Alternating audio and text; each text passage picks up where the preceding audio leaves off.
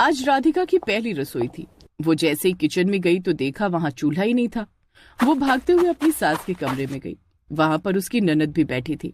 सासू माँ, किचन में तो चूल्हा ही नहीं है, मैं खाना कैसे बनाऊं, और वो भी पूरे गांव के लिए। भाभी, आपको खाना तो बनाना ही पड़ेगा, और वो भी बिना चूल्हे के। ये आपकी परीक्षा है, क्या आप ये चैलेंज एक्सेप्ट करती हैं? ये कैसा अजीब चैलेंज है? इस बारे में मुझे शादी के पहले तो विक्रम ने बताया नहीं। ये फैसला सिर्फ हम लोगों का नहीं बल्कि पूरे गांव का है। अगर तुम नहीं बना सकती तो मना कर दो और पूरे गांव के सामने अपनी हार स्वीकार कर लो। मैंने विक्रम से लव मैरिज की है। अगर आज मैं हार गई तो विक्रम भी हार जाएगा। मुझे ये चैलेंज एक्सेप्ट है। बस मुझे थोड़ी देर सोचने का वक्त दीजिए। भाभी, आप अभी अभी थोड़ी देर पहले ही विदा होकर आई हैं। आपके पास पूरे 6 घंटों का वक्त है। आपको किसी तरह रात तक पूरे गांव के लिए बिन चूल्हे और बिना आग के खाना बनाना है। मेहमानों की लिस्ट मैंने किचन में रख दी थी, आप देख लीजिए जाकर। राधिका किचन में गई तो देखा मेहमानों की लिस्ट 50 लोगों की थी। लेकिन आखिर ऐसा टास्क पूरे गांव ने मिलकर क्यों रखा राधिका के लिए? ये जानने के लिए हमें इस कहानी में थोड़ा पीछे चलना होगा। एक रोज उस गांव की एक औरत विक्रम के घर आई। बहन जी, ये तस्वीर देखिए। ये तस्वीर मेरी बुआ की लड़की की है। इसकी शादी की उम्र हो रही है। विक्रम एक बड़ी मल्टीनेशनल कंपनी में मैनेजर है। अगर इस बच्ची की शादी आपके बेटे के साथ हो जाए तो उसकी तो किस्मत ही चमक जाएगी। बहन जी, लड़की तो बड़ी खूबसूरत है और संस्कारी भी लग रही है। हाँ माँ, आपने बिल्कुल सही कहा। तभी वहाँ पर विक्रम आ गया। आंटी माफ कीजिएगा, मैं इनसे शादी नहीं कर सकता। और दरअसल मैं अपने परिवार को बताने ही वाला था, तभी आप बीच में टपक पड़ी।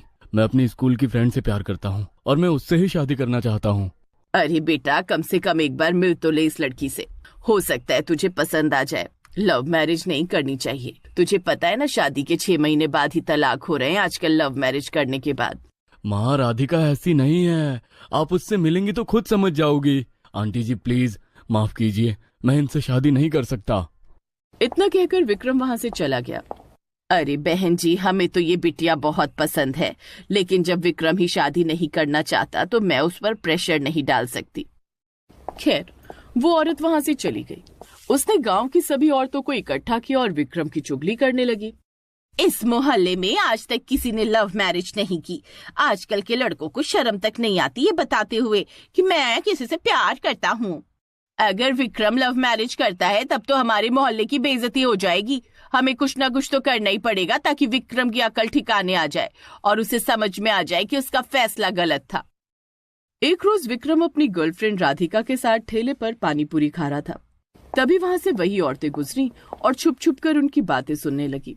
राधिका, मैंने अपने घर में तुम्हारे बारे में सब कुछ बता दिया है। जल्दी हम लोग तुम्हें देखने आएंगे और हमारी शादी फिक्स हो जाएगी। और लेकिन राधिका, तुम्हें खाना वाना बनाना तो आता है ना?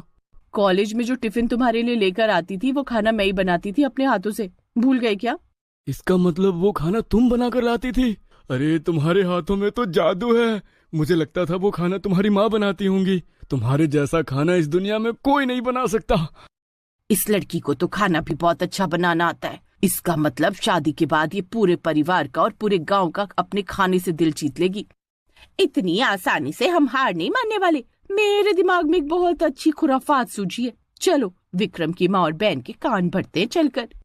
उन औरतों ने विक्रम की माँ और बहन को पार्क में बुलाया। तुम लोगों ने हम माँ बेटी को यहाँ पार्क में मिलने क्यों बुलाया? ऐसी कौन सी बात है जो हम घर में नहीं कर सकते थे? अगर घर में बात करेंगे तो विक्रम सुन लेगा। आंटी, ऐसी कौन सी बात है जो भैया को नहीं सुननी चाहिए? आप लोग तो जानते हैं कि इस मोहल्ले में आज तक किसी ने लव मैरिज नहीं की। पता नहीं कौन सा जादू चला दिया उस लड़की ने तुम्हारे बेटे पर। तुम्हारे बेटे की नौकरी लग गई है ना, इसी लालच में उसने फंसा लिया होगा विक्रम को। सही कह रही हो तुम लोग, आजकल की लड़कियों का कोई भरोसा नहीं। लेकिन हम अपने बेटे के खिलाफ नहीं जा सकते हैं। अरे हमने कब कहा कि आप अपने बेटे के फैसले के खिलाफ चाहिए? आप उसकी शादी उसी लड़की के साथ कीजिए, लेकिन पहली रसोई वाले दिन उसे एक टास्क दीजिए जिसमें वो पक्का हार जाएगी। और जब हार जाएगी तब पूरे गांव में क्या, अपने खुद की ससुराल में सीना तान कर नहीं चल पाएगी। लेकिन ऐसा कौन सा टास्क देंगे हम भाभी को? मैंने सोच लिया है।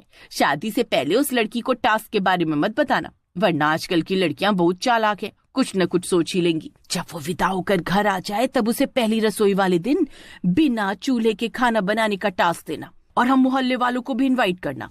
और हाँ, प्रधान जी को तो जरूर इनवाइट करना। उनके सामने बेइज्जती होगी ना तो बड़ा मजा आएगा। आंटी, मेरी भाभी की बेइज्जती होगी तो उसमें आप लोगों को मजा आएगा? मेरी बेटी बिल्कुल सही कह रही है। भला जिस लड़की को मेरे बेटे ने पसंद किया है, अगर हम उसकी बेइज्जती करेंगे तो उसमें विक्रम की भी तो बेइज्जती होगी। हम उसकी बेइज्जती नहीं कर रहे हैं। पहली बात, बिना चूल्हे के और बिना आग के खाना बनाया नहीं जा सकता, लेकिन इस बात पर हम उसे ताने नहीं मारेंगे। वो बस हार मान लेगी, हमारे लिए इतना ही काफी है। ठीक है, अगर आप लोग कहते हैं तो ये भी करके देख लेते हैं। तो इस तरह से कहानी एक बार फिर से वर्तमान में वापस आ गई।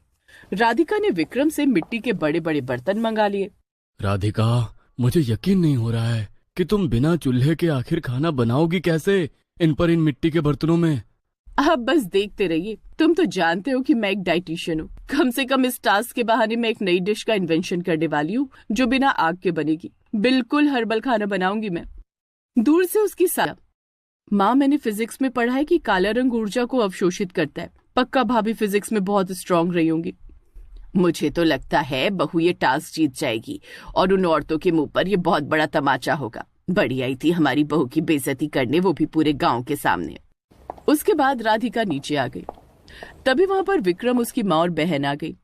भैया, आपकी पसंद तो लाजवाब है। आपने बिल्कुल सही लड़की से प्यार किया है। भाभी ने तो पूरा हर्बल खाना बनाकर रख दिया। बहू, हम तुझसे माफी मांगते हैं, लेकिन ये आइडिया हमारा नहीं था। ये गांव की औरतों का आइडिया था, लेकिन तू तो टास्क में जीत रही है। मुबारक हो। माँ जी, मुझे किसी की भी बात का बुरा नहीं लगा। मैं विक्रम से प्यार करती हूँ। इसका मतलब विक्रम से जुड़े हर इंसान से प्यार करती हूँ, फिर वो चाहे इस गांव के लोग हों, आप हो या मेरी ननद हो। अच्छा ननद जी, जल्दी से शिमला मिर्च काट दोगी क्या? हाँ हाँ भाभी, क्यों नहीं। चलो, मैं भी तुम लोगों की मदद करती हूँ। आज एक नई डिश का इन्वेंशन होने वाला है हमारे घर में। उन औरतों की तो आंखें फटी की फटी रह जाएंगी। तो इस तरह से अपनी सास और ननद की मदद से बिना चूल्हे और आग के राधिका ने हर्बल खाना बनाकर तैयार कर लिया। शाम को राधिका छत पर गई तो देखा दाल सूरज की गर्मी से पक चुकी थी और वो दाल पूरी तरह से अंकुरित हो चुकी थी। चावल भी सूरज की गर्मी से उबलने लगे थे। विक्रम जी, ये सारे बर्तन और खाना उठाकर आंगन में रख दीजिए और सासू माँ, आप पूरे गांव को बुला लीजिए। ठीक है बहू। उसकी सास और ननद थोड़ी ही देर बाद पूरे गांव को बुलाकर ले आई। वहां वो सभी औरतें, सभी आदमी, प्रधान और उसके आदमी भी मौजूद थे।